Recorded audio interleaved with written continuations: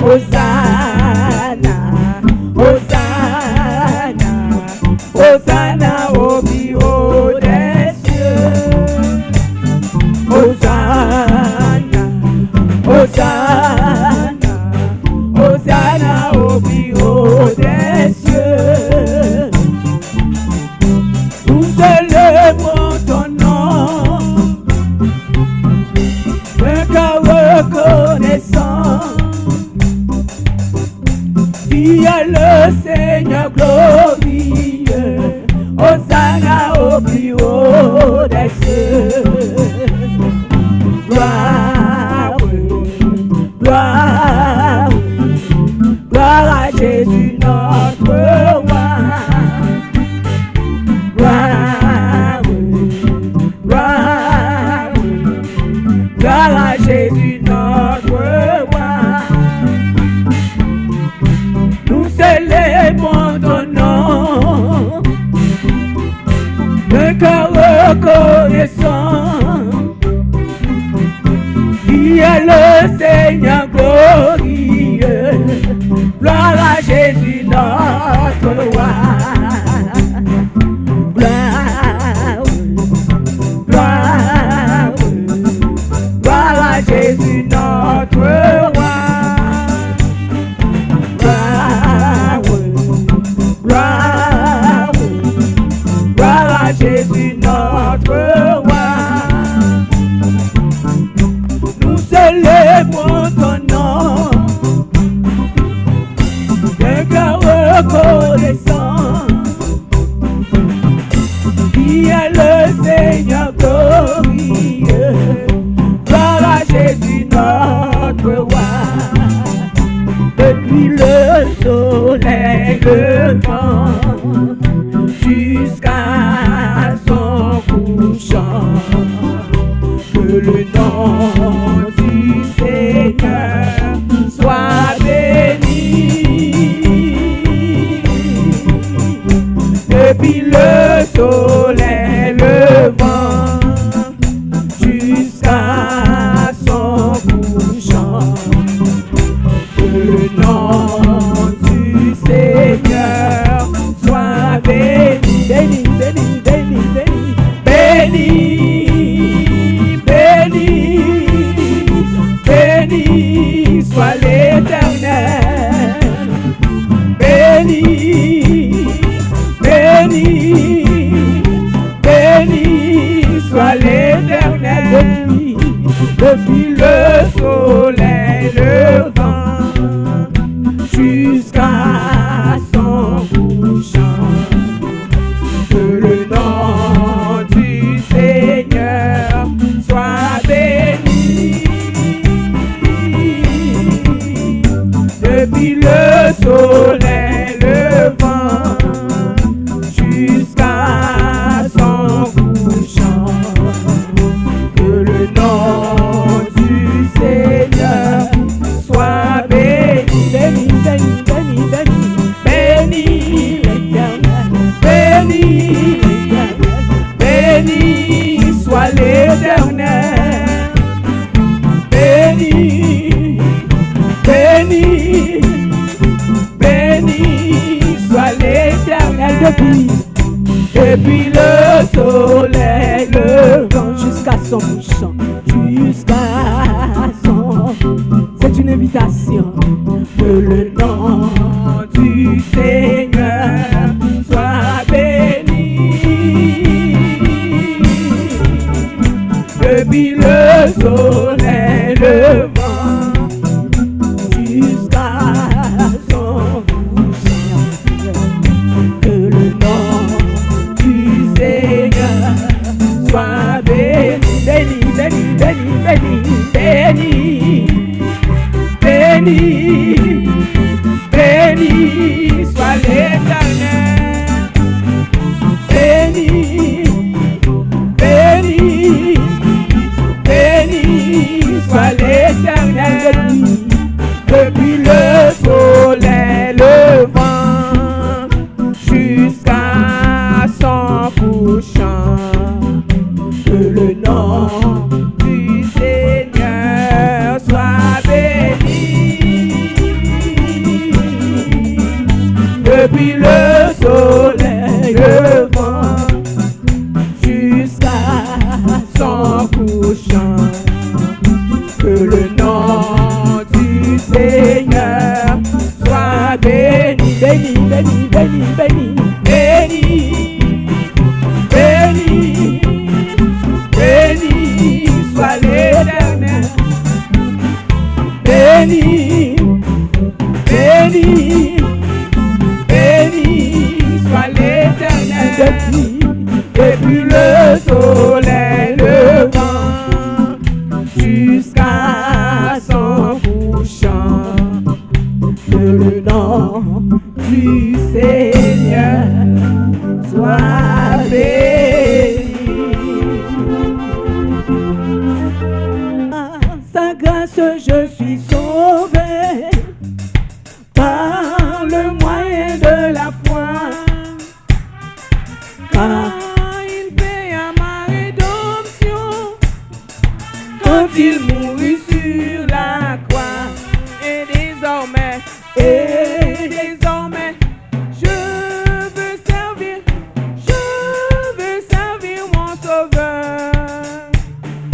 Glorifié par ma vie, celui qui est mort pour moi, pécheur. Autrefois j'étais rebelle, j'étais mort par mon péché. Dans sa miséricorde, mon Christ m'a ressuscité.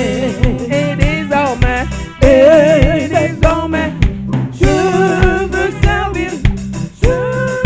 servir mon Sauveur. Glorifié par ma vie, celui qui est mort pour moi, pécheur. Le chemin peut-être épineux où il va me diriger, mais ma main est à la charrue, pour lui je veux travailler. Et désormais, je veux servir mon Sauveur. Glorifié par ma vie, celui qui est mort pour moi, pécheur. Je me place sur ton autel, lié par les liens d'amour.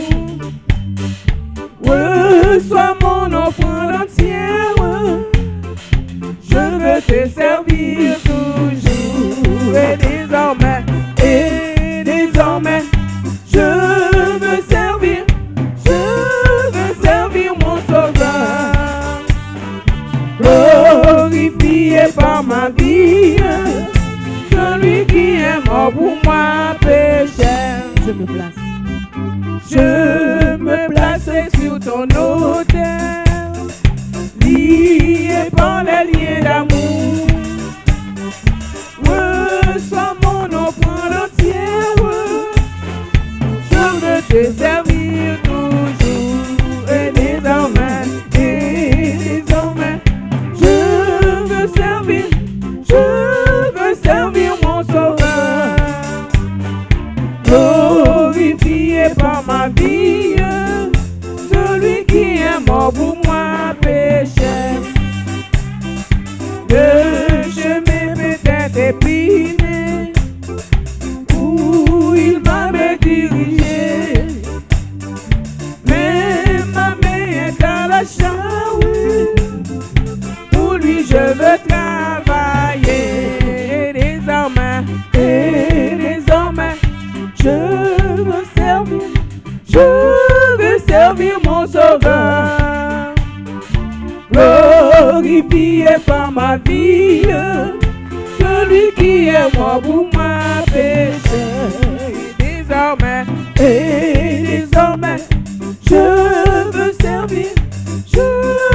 servir mon Sauveur. Glorifié par ma vie, celui qui est mort pour moi, pécheur. Et désormais, je veux servir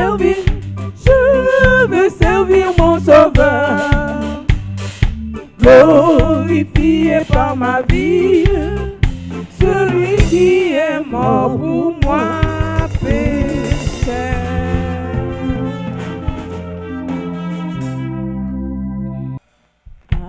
Adorons le Père au plus haut des cieux,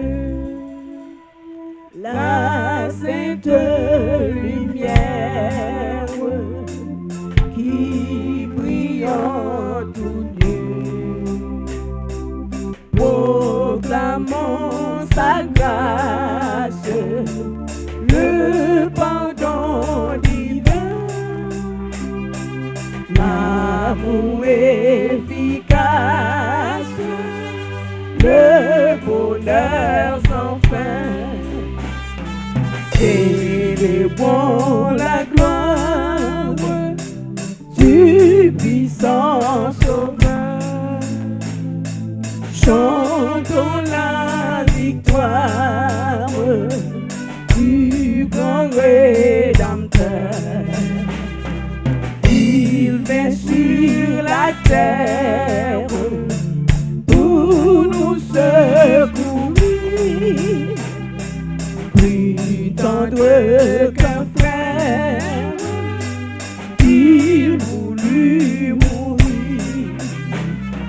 Viens, céleste flamme, messager divin, viens, montre à notre âme Jésus le chemin. Descends à cette heure dans nos cœurs joyeux, qu'il soit ta demeure, Esprit glorieux. Viens céleste flamme, viens céleste flamme, messager divin, viens montant notre âme, Jésus le chemin.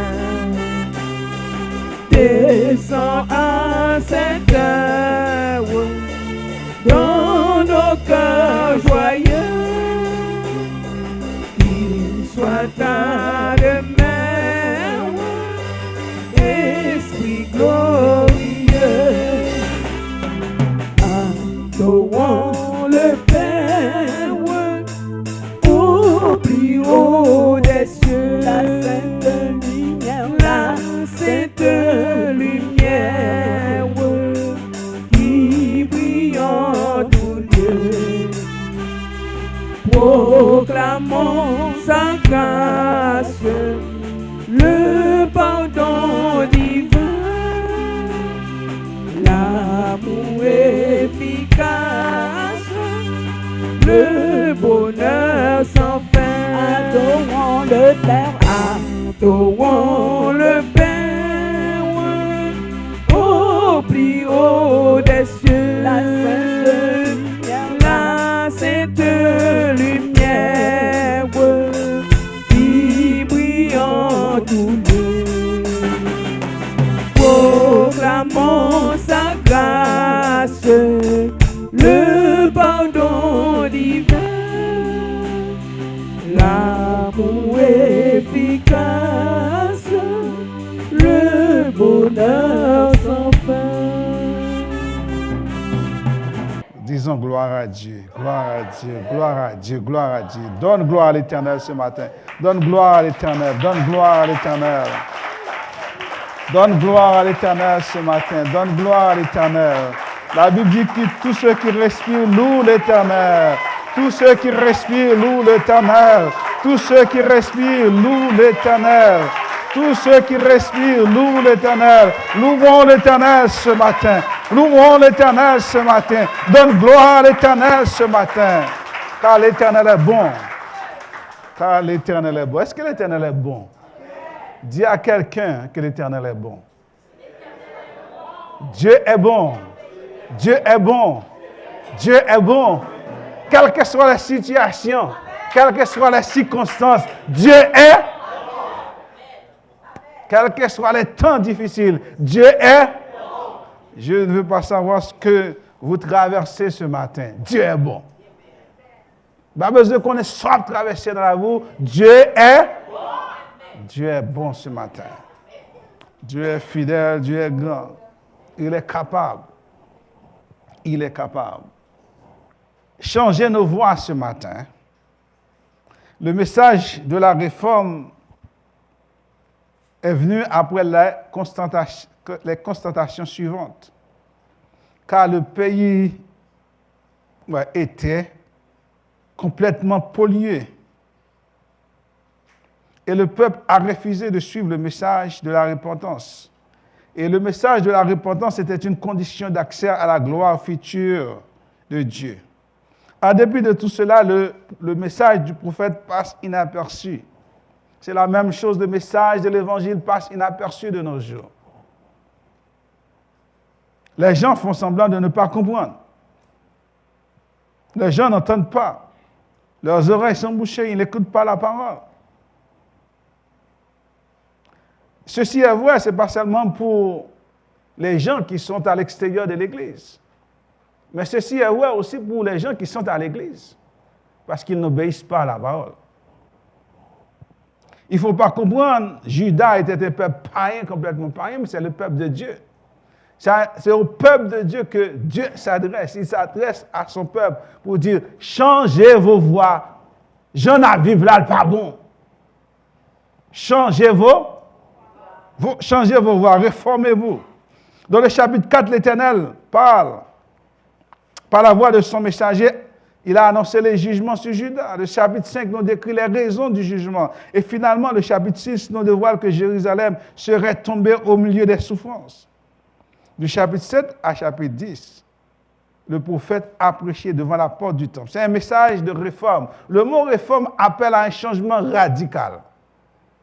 Le mot réforme demande un changement radical, un changement complet. La réforme protestante appelait à un retour à la Bible. Est-ce pas vrai? Y a-t-il pas de monde là? Réforme protestante était demandée pour tout le monde. Tout le monde retourne à la Bible. Parce que, pour qui ça? Parce que l'Église, comment on dit l'Église? L'Église romaine à l'époque, c'était détourné de la voie de Dieu, c'était détourné de la Bible. Et la réforme dit retourne à la Bible. Ainsi, le prophète Jérémie demande à Judas de retourner à Dieu.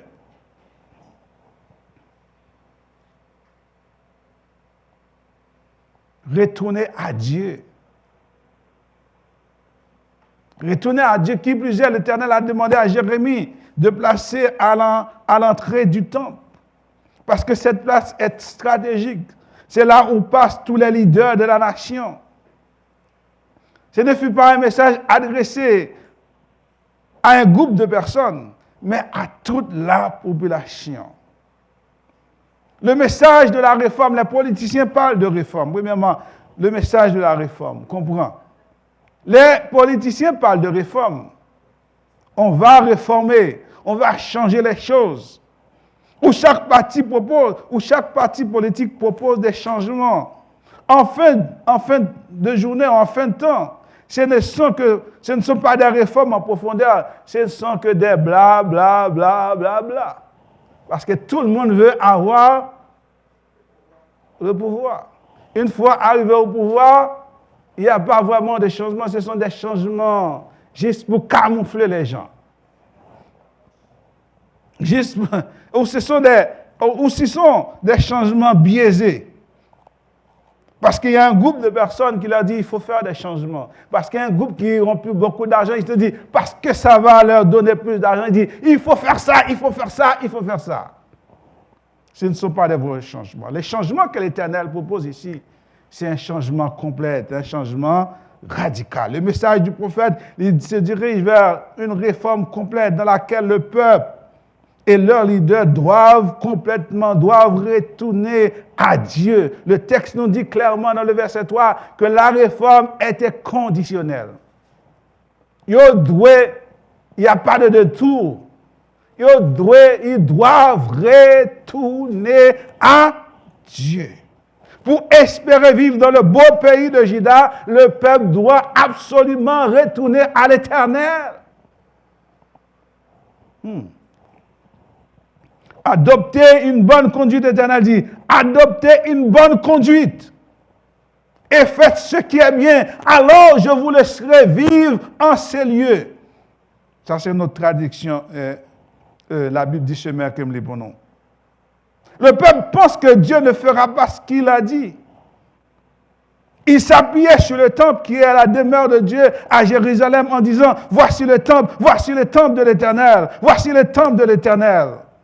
C'est ici le temple de l'Éternel. C'est ça qu'ils ont pensé. C'est la même chose. Beaucoup de nous pensent, ici c'est le moment de la grâce. Il n'y aura pas de jugement là, oui. On fait ce qu'on veut. On marche ce qu'on veut. On marche comme on veut. On dit ce qu'on veut. Il n'y aura pas de jugement parce que, c'est un Dieu de grâce. Un Dieu de grâce. Mais le moment de la grâce a un point final, pas vrai? À un moment donné, la grâce doit s'arrêter, pas vrai? À un moment donné, la grâce, en fin de journée, le jugement doit venir. La Bible parle dans l'Apocalypse, le jugement qui doit venir sur les habitants de la terre. Pourquoi on parle Dieu de grâce? Pourquoi parle-t-on Dieu de grâce? Et Salomon a même dit lors de la dédicace du temple, dans 1 Roi chapitre 8, verset 25, mais qu'est-ce qu'en vérité Dieu habitera-t-il sur la terre? Il disait c'est le temple. Mais Salomon nous dit, Après, il dit, mais 1 Roi chapitre 8, verset 25, mais qu'est-ce qu'en vérité Dieu habitera-t-il sur la terre alors que le ciel, dans son immensité, ne saurait le contenir? Combien moins ce temple que je viens de construire. L'Éternel n'habite pas dans ce building. L'Éternel n'habite pas dans ce bâtiment. L'Éternel habite en vous et en moi. Est-ce que vous... Parce qu'est-ce qu'il a dit? Que les vrais adorateurs, dans Jean chapitre 4, en parlant à la femme, il dit, les vrais adorateurs adorent Dieu en esprit et en vérité. En vérité. Dieu habite en vous et il habite en moi. Il se pourrait aussi que le peuple se laissait berner par les faux prophètes. Les faux prophètes qui t'ont trompé, qui disaient, cela n'arrivera pas. Cela n'arrivait pas. Le peuple de Juda vivait dans l'illusion. Le peuple a oublié que l'obéissance a plus de valeur que le bâtiment. L'obéissance a plus de valeur que le bâtiment. Et Saül va dire, et Samuel va dire à Saül que l'obéissance vaut mieux que le sacrifice. L'obéissance vaut mieux que le sacrifice. L'Éternel a demandé au peuple d'obéir, sinon vous ne serez pas, je vous laisserai demeurer dans ce lieu. Réformez vos voies et vos œuvres, et je vous laisserai demeurer dans ce pays. Ce matin, l'Éternel nous parle de réformer nos voies. Ce matin, beaucoup de disent, comment on peut réformer nos voies ce matin? L'Éternel attendait 3 choses dans cette réforme ce matin. 3 choses dans le verset que nous trouvons, à partir du verset 5, verset 6. Pratiquez la justice envers les uns et les autres. Pratiquez la justice envers les uns et les autres. Pratiquez la justice. Combien de fois que nous sommes injustes envers nos frères? Combien de fois nous ne sommes pas justes envers nos frères et sœurs ce matin? Combien de fois nous calomnions nos frères et sœurs? Combien de fois nous disons des faussetés, des choses mauvaises sur nos frères? Combien de fois que nous sommes injustes? Combien de fausses déclarations que nous avons faites sur nos frères et sœurs? L'Éternel nous demande d'être justes, pratiquer la justice. Là où il n'y a pas de justice, c'est l'injustice. Il y avait beaucoup d'injustice à ce moment. Or, de même dans ce pays, même dans ce monde, il y a beaucoup d'injustice. Injustice sur les pauvres. Injustice sur tout. Injustice de couleur, injustice de tout, de toutes sortes de discrimination, injustice au travail, injustice partout, injustice dans le monde. Un monde rempli d'injustice. Qui plus est, la Bible demande, Dieu dit, de ne pas opprimer les étrangers. De ne pas opprimer les étrangers. L'Éternel appelle à Israël. Pour qui ça? Parce qu'à un moment donné, Israël était étranger aussi, après. Israël devait avoir la compassion pour les étrangers. Quand vous entendez ce jour-ci les politiciens de gauche à droite, dans les pays du monde entier, l'immigration est un sujet tabou, un sujet qui révolte, un sujet où on chasse, on traque les étrangers. Les nations qu'on dise chrétiennes, il n'y a pas de nation chrétienne, mes frères et sœurs. Est-ce que vous entendez ça? Est-ce que vous voyez ça? Pas de nation chrétienne, ok? Il y a, bon Dieu, il y a un peuple, bon Dieu a son peuple dans chaque pays, mais il n'y a pas de nation chrétienne. On chasse les étrangers, on chasse les étrangers, on chasse les immigrants. L'Éternel dit de ne pas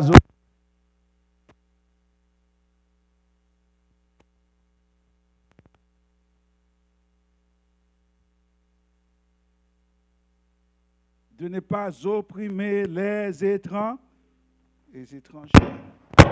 Et non seulement de ne pas opprimer les étrangers, et l'orphelin et la veuve, d'avoir la compassion pour les orphelins. Et là, vous pouvez remarquer que la justice sociale est quelque chose qui est cher à Dieu. La justice sociale est quelque chose qui est cher à Dieu.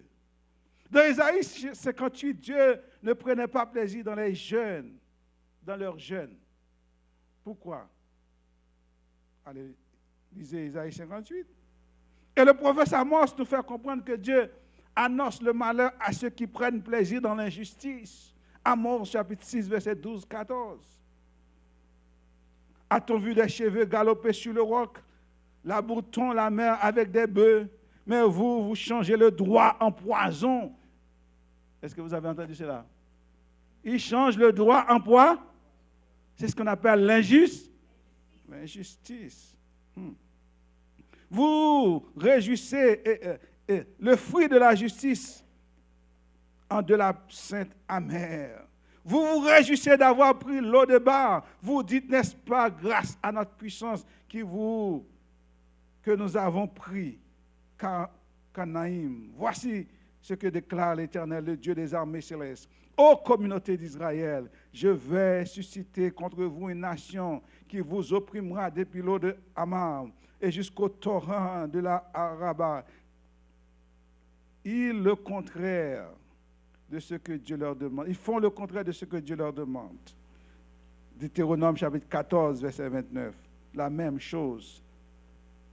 Dieu leur demande d'exercer la justice sociale. Ils pensent que Dieu ne leur voit pas, selon le psaume 94, verset 6. Ils pensent que Dieu est aveugle. Ils pensent que Dieu ne voit pas. Ils pensent que bon Dieu est aveugle. En plus, le monde pense que bon Dieu est aveugle, pas vrai? Le psalme dit, où irai-je loin de ton nez? Où irai-je loin de ton esprit? Dieu n'est pas aveugle ce matin. Dieu nous voit. Dieu nous voit, Dieu nous voit. Et Dieu, puisque Dieu nous voit, il dit nous, arrêtez de verser le sang des innocents, verset 6. Arrêtez de verser le sang des innocents. Ce matin, combien de sang innocents qui meurent? Combien de sang versé dans le monde ce matin? Combien de bombes? Combien de bombes? Combien de âmes qui tuent? Ce matin, vous êtes en train de me dire, ça ne me regarde pas, pas vrai? Il y a beaucoup de gens qui tuent, mais moi je ne tue pas, pas vrai? Laisse-moi revenir avec. Combien de gens que vous avez tués ce matin? Non, non, vous n'êtes pas des meurtriers ce matin. Mais combien de gens que vous avez tués avec votre langue? Combien de gens que vous avez tués, que vous avez dit des faussetés, des choses qui n'existent même pas? Combien de gens, des frères, qui saignent, des gens qui sont en train de saigner à cause de vous, à cause de ce que vous avez dit avec votre langue. Ils saignent ce matin. Retournez à l'Éternel. Il dit, retournez à l'Éternel. Retournez à l'Éternel ce matin. Nous devons réformer nos voies, nous devons réformer nos façons de faire, nos façons d'agir. Ne dites pas que nous sommes des chrétiens, que nous agissons comme des païens. Ne dites pas que nous sommes un peuple chrétien. Nous connaissons Dieu, mais nos cœurs sont éloignés de Dieu. L'Éternel a dévoilé leurs hypocrisies qui se basent sur des expériences trompeuses ou des illusions et non sur Dieu. J'ai bien peur ce matin que notre espérance ne se fonde pas sur Christ, mais sur des choses vagues ce matin. L'Éternel va dire dans le verset 9, voir quoi donc? L'Éternel va dévoiler leur hypocrisie. L'Éternel dit, oh, quoi donc? Voici vous vivrez. Vous livrez à des espérances trompeuses, je l'ai déjà dit, qui ne servent à rien. Quoi donc? Dérober, tuer, commettre des adultères, jurer forcément, offrir de l'encens à Baal, aller auprès d'autres dieux que vous ne connaissez pas. L'Éternel dévoile leurs hypocrisies. Ils pensaient que l'Éternel ne pouvait pas les voir, mais l'Éternel lit leur cœur et dit, oh, vous êtes des hypocrites. Vous tuez les gens, vous volez, vous faites adultère, vous offrez de l'encens à Baal et allez vers d'autres dieux. Ce matin, nous disons la même chose. Nous sommes purs, nous sommes saints, pas vrai? Nous n'avons pas commis ces choses. Mais nous offrons des sacrifices à Baal, à des dieux inconnus.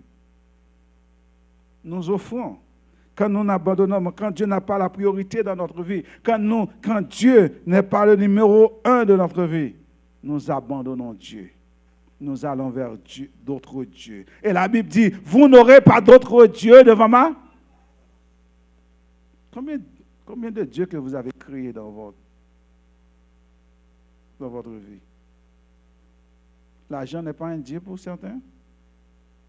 Le travail n'est pas un dieu pour certains.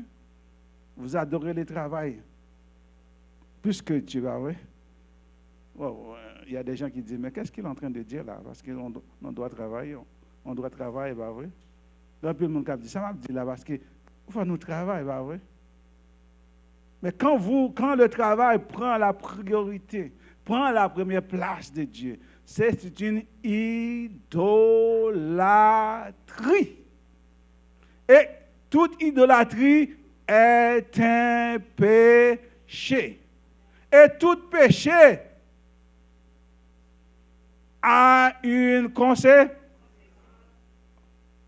Et la Bible dit, car le salaire du péché, c'est là. Et puisque le salaire du péché, c'est la mort, tout péché nous prive de la gloire de Dieu. Et ce matin, pour ne pas être privés de la gloire de Dieu, ce que nous devons retourner à l'Éternel. Nous devons confesser nos péchés. L'Éternel dit, retournez à moi. Réformez votre conduite. Réformez votre conduite. Examinez vous-même ce matin. Est-ce que si vous marchez dans la vérité, est-ce que vous obéissez à l'Éternel? Parce que l'obéissance vaut mieux que le sacrifice. L'obéissance vaut mieux que le sacrifice. Ce matin, la question, obéissez-vous à la parole de Dieu? Écoute, est-ce que vous prêtez attention à la parole de Dieu? Prêtez-vous Est-ce que vous écoutez vraiment la parole de Dieu? Est-ce que vous faites ce que l'Éternel vous demande de faire? Posez-vous la question ce matin. Ce matin, réformons-nous nos voies. Réformons-nous notre conduite.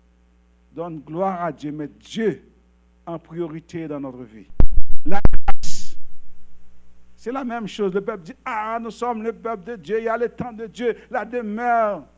Le temple est la demeure de l'Éternel à Jérusalem. L'Éternel ne fera pas ça, car il est bon. N'écoutez pas les gens qui vous disent que Dieu est bon. Dieu est bon, c'est vrai. Nous savons que Dieu est bon. Nous savons que Dieu est bon. Nous savons que Dieu est fidèle. Mais en même temps, Dieu nous demandera de rendre compte. Il nous appellera en juge.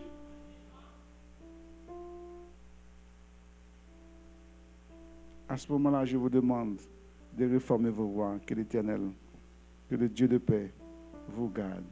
Que le Dieu de paix vous accompagne.